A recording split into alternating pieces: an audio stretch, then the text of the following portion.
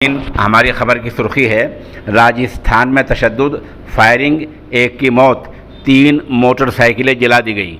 खबर तफसील से सुने। राजस्थान के डूंगरपुर इलाके में टीचर भर्ती 2018 का मामला गरमाया हुआ है।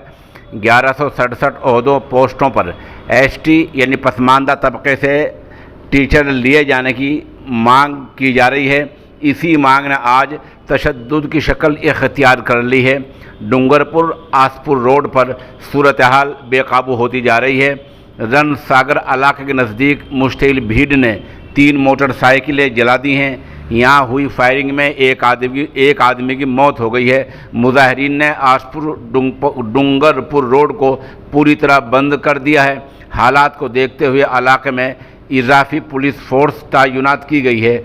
बताया जा रहा है कि पुलिस ने कई इलाकों में मोर्चा संभाल लिया गया है और अब ताज़ा खबर ये आ रही है कि आसपुर रोड के बाद सागवाड़ा रोड को भी बंद किया जा रहा है। इस दौरान वज़ीर आला अशोक गहलोत और उनके दूसरे वज़रा ने मसले को हल करने के लिए मीटिंगें शुरू कर दी हैं और कहा जा रहा है कि मुजाहरा करने वालों के नुमाइंदों से बातचीत की जा रही है। सरकार का कहना है कि कुछ लोग नौजवानों को गुमराह कर रहे हैं।